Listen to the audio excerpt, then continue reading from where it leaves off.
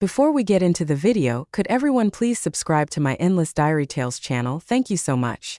They hit me right there at my brother's birthday party. My father swung a champagne bottle and cracked it against my head because I wouldn't hand over the deed to my $800,000 condo. But that wasn't the worst part. I was already erased from family photos, from their memories, from their hearts. Hi, I'm Eliza, and I thought silence would keep the peace. But when they tried to steal the home I built from scratch, I froze their accounts. That's when the begging started. What would you do if the people who raised you treated you like a placeholder until they wanted something more? Tell me in the comments, because this story doesn't end the way you think. They had a valet line. Not that it should have surprised me. My brother's 40th birthday party looked more like a political fundraiser than a family gathering. String lights floated between olive trees, and the scent of cedar plank salmon lingered in the warm Scottsdale air. Every car parked along the private cul-de-sac shimmered in black or silver. Teslas, Benzes, a lone Jaguar. I pulled up in my Toyota, freshly washed but still humble, like a library book on a shelf of leather-bound first editions. The valet smiled professionally as I stepped out. My navy dress didn't carry a label, but it was clean, fitted, familiar. The pearl studs in my ears were a graduation gift from Aunt Claire, and I clutched a small gift bag containing a monogrammed pen set for Nathan. He always loved nice pens, said they made people take your signature more seriously. I followed the laughter toward the front porch. Jazz spilled from the speakers like warm syrup, and every surface sparkled. Fairy lights, glass vases, trays of canapes I couldn't name. A young man at a podium held the guest list like a security checkpoint. He smiled when I approached. Name, he asked. Eliza Monroe, I said, adjusting the strap on my bag. He scanned the paper, then paused. You're listed as a +1. I blinked. I'm sorry. He turned the clipboard toward me. There it was. Reynolds family block. A neat column of names. Nathan, Camila, Robert, Diane, even cousin Tessa and her 3 kids. At the bottom, +1, guest of family. I swallowed the pinch in my throat. That's fine, I murmured, offering a smile I kept polished for moments just like this. Would you like a different tag? I can handwrite it. It's fine, I repeated. He handed me a white badge that said guest, and I pinned it to my dress just over my heart. It pulled the fabric slightly. I adjusted it, then walked inside. The house was transformed. Chandeliers dripped from the ceiling like frozen fireworks, and every table was wrapped in silk. I scanned the seating chart. Table 18 near the back, a small corner tucked behind a pillar, close enough to hear the kitchen door creak open every 3 minutes. My place setting looked like someone gave up halfway through. The silverware sat crooked, the napkin drooped like a wilted bird. I gently tried to fold it back into a swan. The paper-thin linen flapped under the air from the swinging door. I set it down again and reached for the water glass, half full, room temperature. Tasted like nothing, which was probably the point. From my seat, I could barely see the head table, but I heard everything. Camila laughed too brightly. Robert's voice boomed over the jazz. Diane floated from guest to guest saying, Nathan's our rock, like a politician kissing babies. The slideshow began. Photos of Nathan as a toddler, a little leaguer, a varsity swimmer shaking hands with the mayor, cutting the ribbon at his architecture firm's new office. Narration by Diane. Nathan was always special, she cooed from the speakers. The kind of light you don't teach. You're born with it. Robert's voice followed. When Nathan was 10, he drew up a floor plan for our garage renovation. Even the contractor was impressed. I smiled faintly. Not once did the slideshow mention the 3 weeks I spent helping him draft that presentation when his laptop crashed. Not the $40,000 I wired to cover his first-year payroll when his firm launched. Not the night I slept in his unfinished showroom so the carpet installer wouldn't bail. Not even a passing photo. I was the invisible ink. Then came a pause. And now a voice announced a few words from someone very special. The lights shifted. A spotlight swept across the room and landed on me. I froze. People clapped lightly, uncertain. I stood up, still not understanding. I hadn't been asked to speak. No one had warned me. Diane smiled across the room, a little too perfectly. I walked toward the mic. My heels clicked on the marble like a ticking clock. I shaded my eyes from the light and saw Nathan nod. Still seated, Camila's hand on his. I reached the microphone, heart stuttering. No script, no cards, just silence. It's a beautiful night, I began slowly. And Nathan, you've always had a gift for making rooms brighter. Even as a kid. Diane laughed from her seat. Oh honey, she interrupted, turning to the crowd. Wouldn't it be the perfect gift if she gave them the condo tonight? The air left the room like someone had cracked a window in winter. My mouth opened then closed. I wasn't sure I'd heard her right. She kept smiling. You know the place in Austin that sweet little 2-bedroom Eliza has? She's always traveling. It just makes sense. Robert chimed in. Come on, sweetheart, you're barely there anyway. It wasn't a request. It was a maneuver framed as generosity, packaged in expectation. I looked at Nathan. He looked at his plate. Camila didn't move. The crowd shifted. Whispers. Someone coughed. I cleared my throat. This wasn't disgust, I said softly, not into the mic, just toward Diane. She waved it off. Don't be dramatic, darling. It's just a symbol of love. Love, that word again, used like a rope. I could have said so much about the loans, the favors, the holidays spent fixing things that weren't mine to fix. But I didn't. Instead, I smiled quiet, controlled. The kind of smile that says, I see you and I will remember everything. Then I sat. I mic'd down gently. It made a soft click against the stand. No applause followed, just the faint hum of jazz, the clink of silverware, and the echo of a swan napkin slowly unfolding at an empty place setting. I tried to leave before the desserts. There was a quiet moment just after the applause had died and people shifted back to their seats. The tension from Diane's little gift suggestion hung in the air like smoke from a snuffed-out candle. I nodded at a few people on my way to the door, hoping to disappear quietly to reclaim some measure of dignity before the evening soured further. But the clinking of dessert forks, the scent of chocolate ganache, and the low murmur of jazz made everything feel too composed, too choreographed. And this was only the beginning. Hi, this is Jeanette from Desert View Realty. Just confirming your 2 p.m. walkthrough at the condo. The voice on the phone was chipper, like someone who left mint in the guest bathroom and smiled at strangers in grocery aisles. But her words dropped heavy in the quiet kitchen, cutting through the soft hum of my coffee maker. My what? I asked, still half listening, half blinking at the cloudy morning outside the window. Walkthrough for the East Sagewood unit. It's scheduled under your name.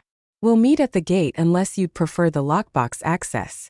Co-signer is a Mr. Robert Monroe. Does that ring a bell? My stomach tightened. This unit, it's not for sale, I said slowly. A pause. Oh, she replied, her voice dipping slightly. It's definitely listed. Title shows under you, but the agent account was verified through dual submission. It's all in order on our end. I didn't submit anything. Another pause. Would you like to cancel the showing then? I didn't answer, just ended the call. The line went dead, but the ringing stayed in my ears. I stood there for a long moment, barefoot on cold tile, one hand still resting on the edge of the counter like it could keep me upright. Then I moved quietly, purposefully. I walked to the front door and knelt beside the lock, scratches fine and shallow, like someone nervous had tried too hard to fit the key. If I hadn't looked for them, I'd have missed it. But I was looking now. My mind flashed back to Westlake the week before the family dinner. Robert smiling slightly as he handed me my purse. All your bags look the same, he'd said with a shrug. At the time I hadn't even flinched. Now the memory stung like a thorn you didn't realize had embedded itself under the skin. I sat down at the kitchen island, pulled my laptop toward me, and opened a blank email typed without thinking. Hi Marlo, we met at the Valley Law brunch last fall. I hope you remember me. I think my parents are trying to steal my home. I hesitated, then attached PDFs.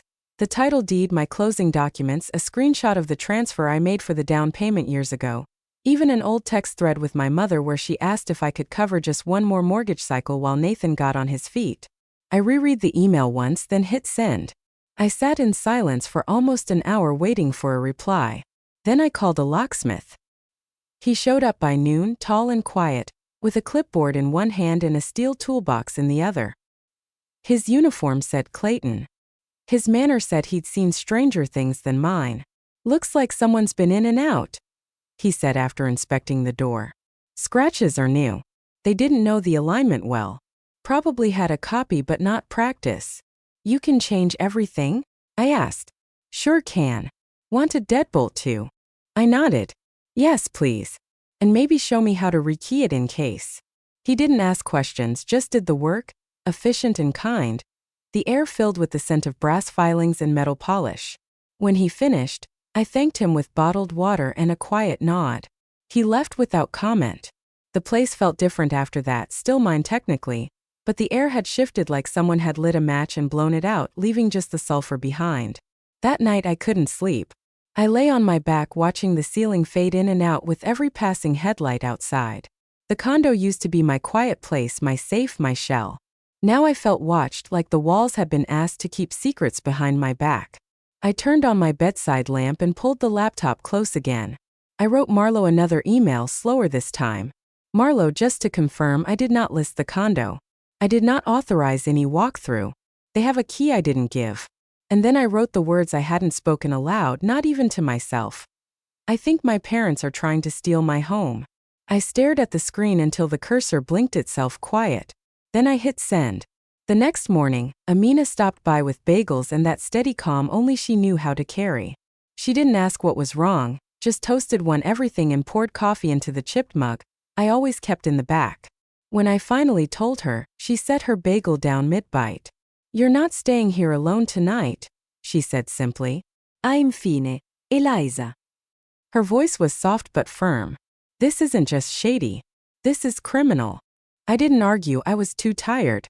The kind of tired that didn't come from lack of sleep but from carrying too much weight for too long.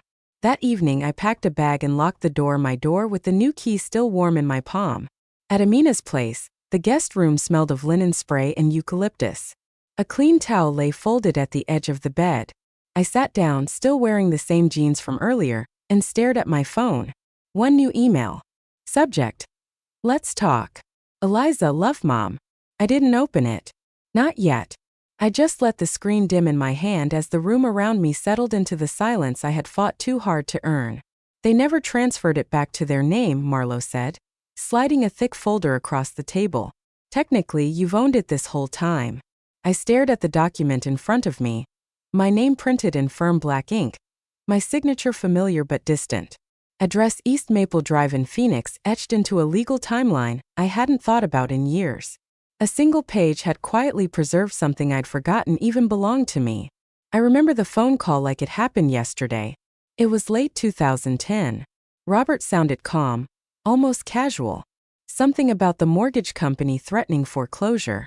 He said the bank was overreacting, that it was just a matter of refinancing paperwork and timing.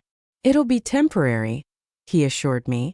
Just need the loan in your name to get through the red tape. We'll fix it in a few weeks. It's still our home. I didn't argue. I wired the money within the hour. I was living out of a one-bedroom apartment back then, still paying off student loans, but they needed help. And I still believed that helping meant being good. What I didn't know then was that being good in our family was just another way of being erased quietly. Marlo leaned back in his chair, tapping the folder once with the tip of his pen. You've been the listed owner for over 13 years. They've never filed a transfer. No quitclaim deed, no title update. Technically, they've been living there under assumption, not ownership. The office was quiet. The AC hummed low, pushing back the Phoenix heat that rippled just beyond the glass walls. Outside, the sidewalk shimmered in that late June way, softening the edges of every building into a watercolor blur. Inside, it was all clean lines and facts. I exhaled slowly. They've hosted holidays there, put up Christmas lights, held neighborhood fundraisers. Everyone thinks it's theirs. It's a common thing, Marlo said. Families don't always clean up the paperwork, but you're not required to let it stay that way. I looked at him. What happens if I take it back? He folded his hands. They'll receive a formal notice delivered by a third party. It's not personal, it's procedural. You're not breaking in with a camera crew. You're closing a chapter with a signature. I sat still for a moment, letting the idea breathe. I don't want to humiliate them, I said. You're not, he replied. You're protecting yourself.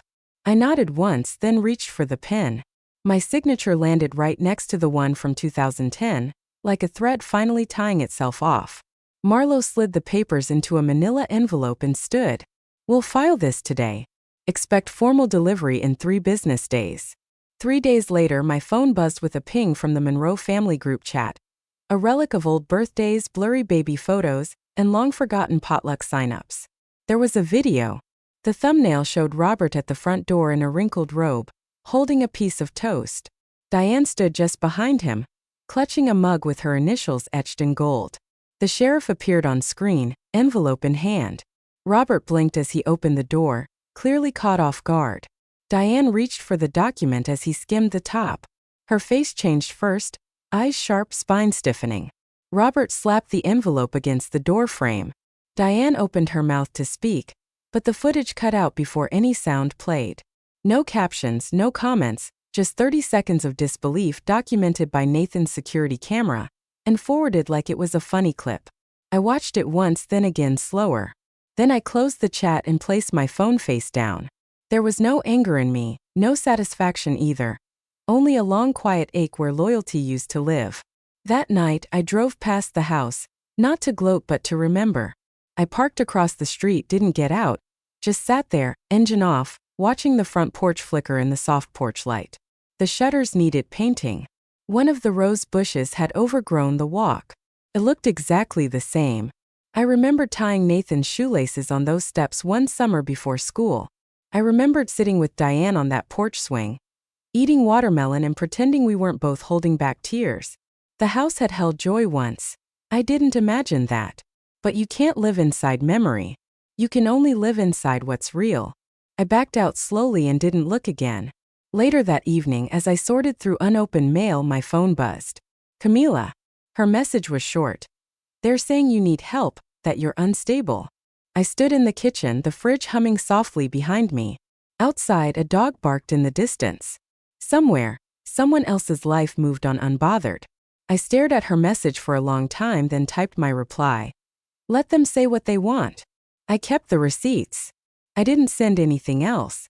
She didn't respond. Maybe she wouldn't. Maybe she couldn't. And there was something freeing about that. I walked back to the table and picked up the deed Marlo had printed for me.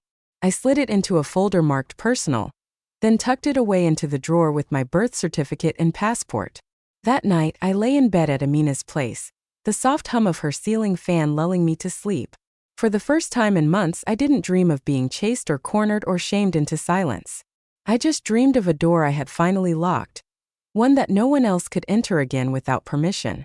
The house echoed now, not with voices, not with laughter or clinking glasses, but with that hollow kind of silence that only arrives when everything has been stripped bare. A silence that didn't feel peaceful. It felt erased. I stood in the foyer, keys still in my hand, though the door had long since shut behind me. August heat pressed against the curtained windows, thick and unrelenting. But inside, the air was oddly cool, sterile, like the place had been vacuumed of breath. The lemon polish lingered faintly. Diane had always insisted on it, even when no guests were coming over. A home should smell like it's ready to be remembered, she'd say. Funny, given how determined they'd been to forget me. I walked slowly through each room like I was touring a museum of something that never quite included me. The living room was stripped of its framed photos, but I could see the pale outlines on the walls. Where they once hung, there had been a graduation photo of Nathan smiling beside the mayor, a vacation photo from Big Bear, and a shot of him holding up a little league trophy with Robert kneeling beside him. Nothing of me. Even the family portrait that used to include me, awkward braces, elbow bent too sharply, had been replaced years ago with a cropped version, tighter, cleaner, as if less was more. I wandered into the dining room, where holiday tables once groaned under roasts and triple-layer pies. One year, I'd made a centerpiece out of pine cones and fake holly. Diane had smiled, told me I had cute ideas, then swapped it out before guests arrived. I found myself staring at that same dining table, now empty save for a fine dust film and 2 candle stubs burned down unevenly. Upstairs, Nathan's old room had been cleaned out, except for a dusty track metal pinned to the corkboard. My old room was gone, converted into a guest sewing space sometime in 2016. They told me about it in passing. You never visit, and we needed storage. I moved down the hall, pausing at the small linen closet. Empty hangers, one floral pillowcase folded too crisply. But the cabinet under the stairs, that one stopped me cold. We used to call it the junk nook, the kind of place that collected what people didn't want to look at but weren't ready to throw away. Half-used candles, orphan game pieces, birthday cards from people who no longer visited. I opened the door slowly. Inside sat one item. A shoebox. It wasn't labeled, just a plain, soft box with faint gray smudges on the lid. I carried it to the bottom stair and sat. My hands didn't shake, but something inside me did. I opened it. The swan napkin sat on top, the same one from Nathan's birthday party, folded poorly, limp, off-center. I remembered adjusting it at table 18, smoothing its crooked wing while laughter floated from the head table. Why had someone saved it? Beneath it, a photograph. I was 8, hair and pigtails, front tooth missing, standing beside my erupting volcano project at the regional science fair. That trophy had sat on my shelf for years until one summer it mysteriously disappeared. Too dusty, Diane had said. Tacky on display. And beneath that photo, a single sheet of white printer paper. No letterhead, no signature, just one sentence. This was never your home anyway. The words sat in the center of the page like a verdict, cold, final. I didn't cry. I didn't even flinch. I folded the paper once, pressed the seam flat with my palm, and tucked it back into the box. Sometimes grief doesn't come as a wave. Sometimes it arrives as air you can't quite catch in your lungs. It sits in the chest still and full, until all you can do is exhale and make room for it.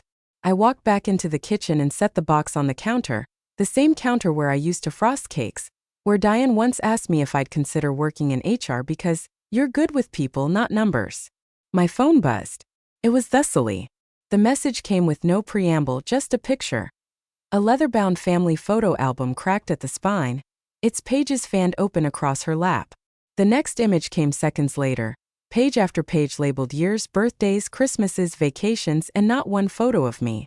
Not even from when we were little. No Halloween costume, no awkward preteen group shot.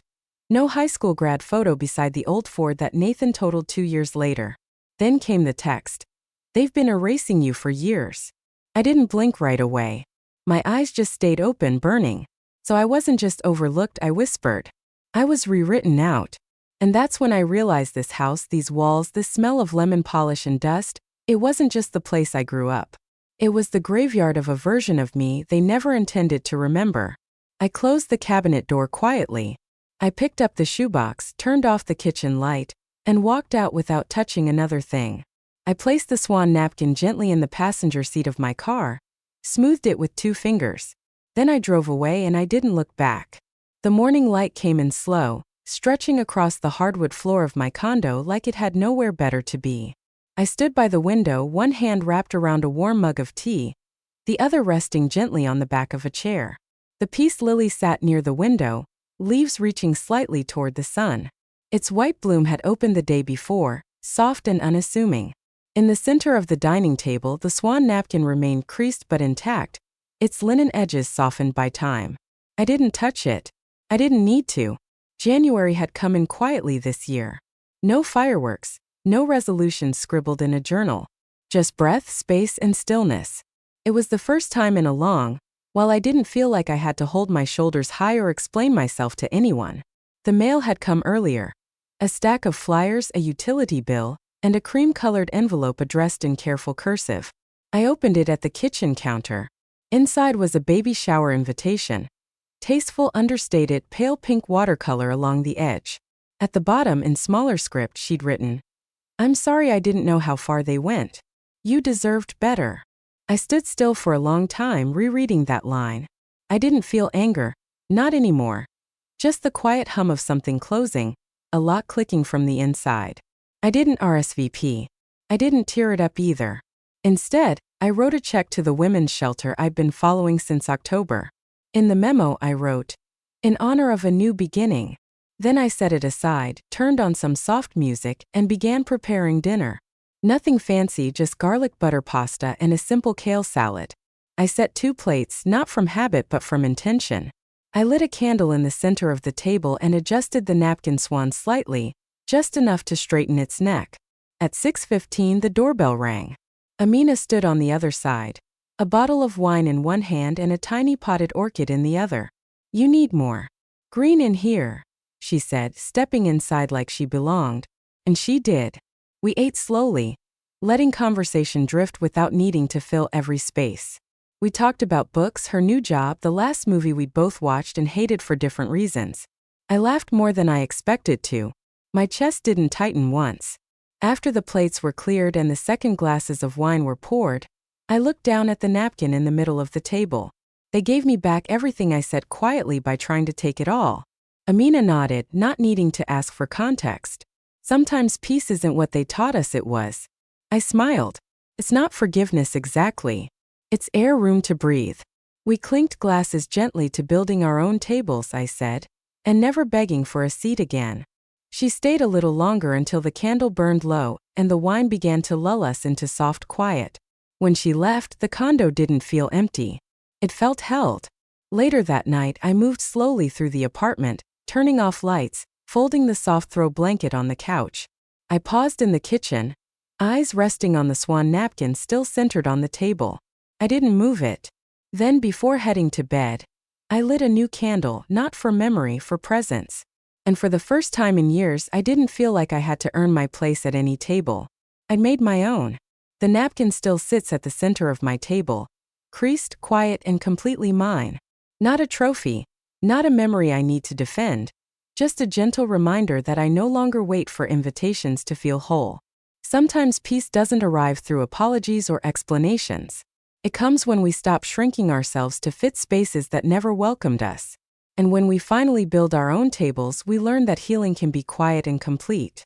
If this story touched something inside you, I'd love to hear how you've reclaimed your own space.